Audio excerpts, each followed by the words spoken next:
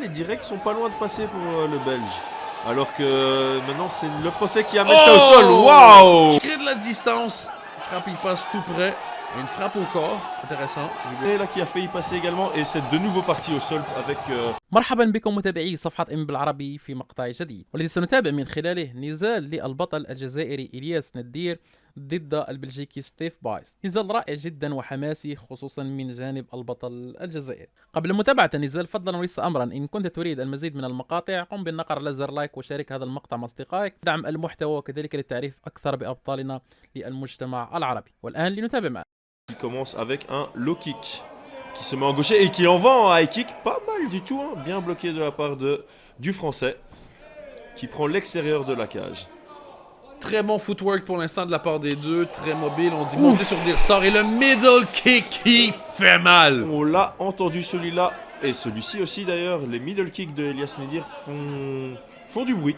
Font du bruit et probablement feront des dommages. On peut pas en encaisser 50 des comme ça sans avoir un léger inconfort, je dirais. En effet, surtout que Elias... Oh, belle façon de couper la distance. Quelle belle droite et un low Ça kick. ressemblait à du Tyron Woodley, hein, ce direct lancé de très loin, très très beau. Et encore un middle kick, Et deux deux middle. suite. Doubler le middle kick comme ça et tripler le middle kick. Très impressionnant avec un low kick derrière. Mais quelle rapidité à décocher. Pas besoin Quel début de prendre de combat. l'élan. Quel début de combat. Ça fait 1 minute qu'on les voit pour l'instant dans notre ring sécurisé. Déjà énormément d'action. Et encore une fois, même dans le clinch, un coup de poing à la cuisse, tous les avantages qu'on peut prendre sont bons à prendre. Toutes les façons de ralentir l'adversaire sont bons à prendre. Et quand on a pris autant de middle kick que Steve Boyce a pris, moi aussi j'essaierai de ralentir les jambes de mon adversaire. En effet, ce qui est très intéressant aussi pour les gauchers, c'est le fait que les middle kicks vont du côté du foie de l'adversaire, ce qui peut très rapidement mettre un terme à un combat. On l'a souvent vu dans de nombreux combats. Alors, ce qu'on appelle le corps qui fait un shutdown. Pour l'instant, En Steve effet. Boyce continue de mettre de la pression. Elias Nedir se protège plutôt bien.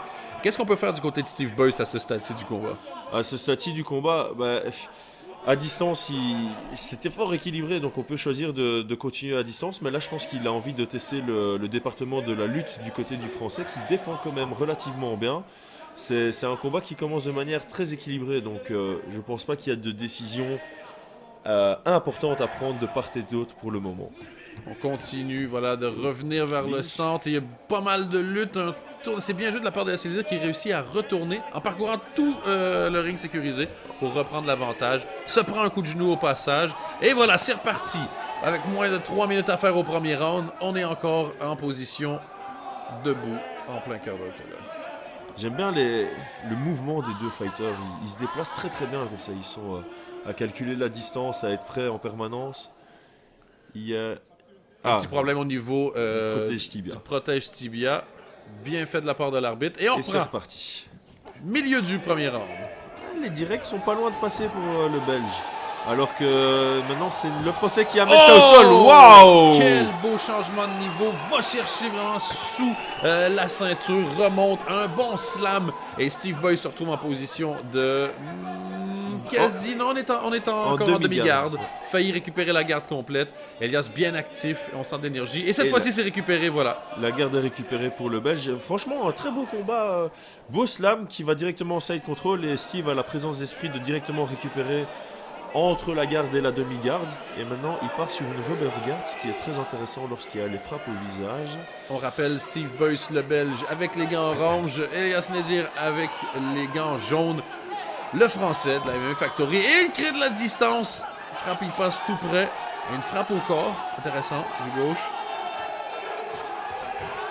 C'est actif, hein, c'est très actif. Et alors que une très belle transition du Français pour prendre le side control.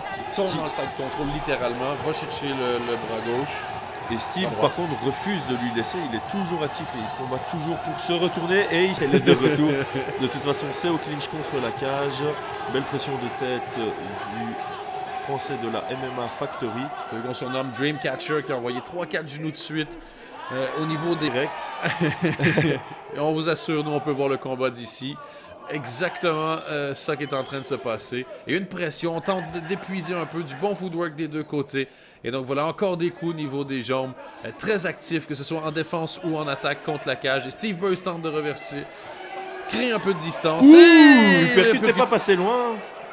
Ça a frôlé.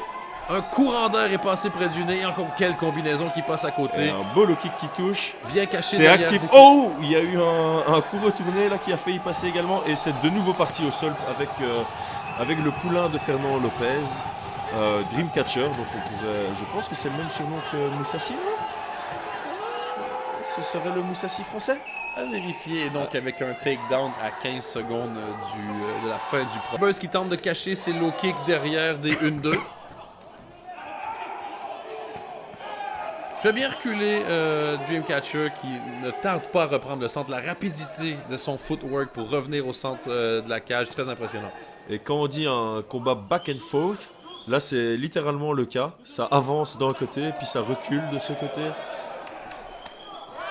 Et un autre middle kick bloqué. lourd quand même. On sent toute la puissance et la rapidité, encore une fois, avec laquelle elle arrive à envoyer des frappes très lourdes. C'est de la répétition. Alors qu'on voit le boucher de Mons sur l'image, il est à gauche.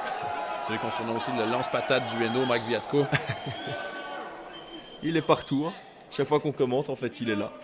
Alors que entre-temps, Nedir a réussi de nouveau à amener son adversaire au sol, hein, comme on l'avait dit. Même s'il est à l'aise debout, c'est peut-être le meilleur choix. Alors qu'il essaie de prendre la montre et un sweep du Belge. Magnifique transition. Les fans de Jiu-Jitsu vont avoir apprécié les deux techniques. Un passage en monte plus un sweep pour arriver en garde complète.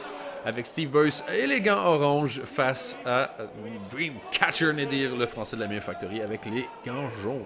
Et un très intéressant double underhook du côté du français, hein, ça peut permettre de suivre. Comme il essaye maintenant, il va pouvoir se relever grâce à cette technique.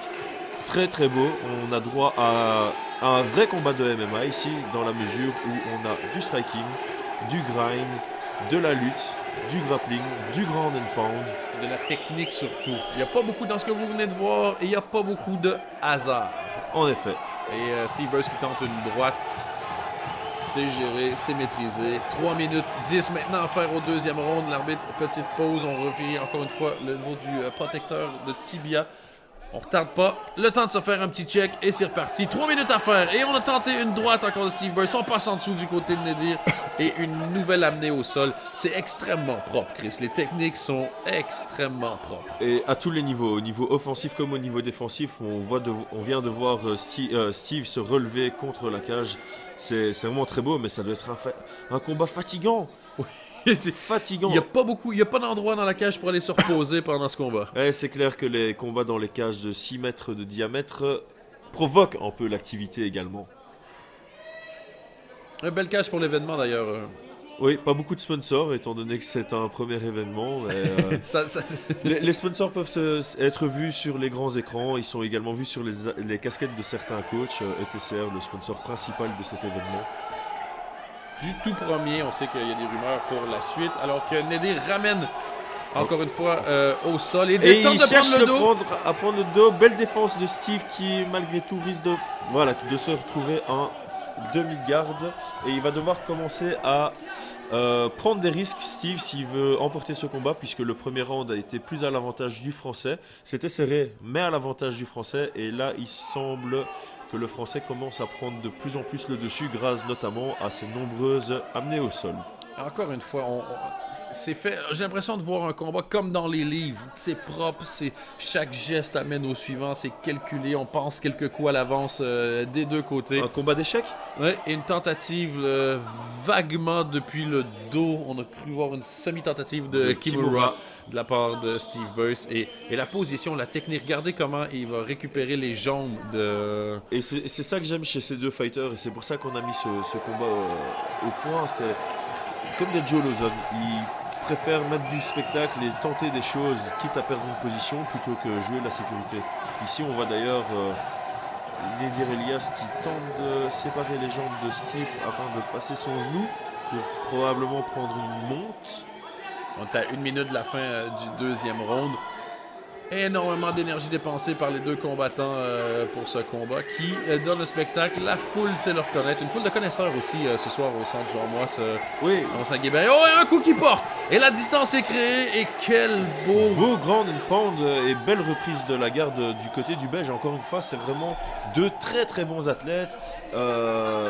Ça se voit. Du très très bon niveau. Ça frôle le niveau professionnel. Hein. Ouais, on n'est pas encore chez les professionnels, oui, on le précise sur notre carte principale, 5 combats professionnels ce soir, et on n'y est pas encore. Vous voyez quand même tout le potentiel des deux athlètes. Tout à fait, tout à fait. Ils n'ont rien envié, je pense, en tout cas, au combat que nous verrons plus tard. Et Steve est parti sur un triangle, Nidir l'a réalisé. Et pression de Nidir pour les 10 dernières secondes. Il va peut-être tenter une dernière amenée au sol pour marquer sa victoire plus nette. Et voilà, c'est amené au sol. Très très beau combat, assez serré, mais متابعي صفحة ام بالعربي نشكركم على مشاهدة المقطع. لمتابعة المزيد ما يجب عليكم فعله فقط الدخول إلى الصفحة، ونداك سوف تجدون العديد من المقاطع التي بإمكانكم متابعتها. إن أردتم التعريف أكثر بأبطالنا شاركوا المقطع مع أصدقائكم. إلى اللقاء.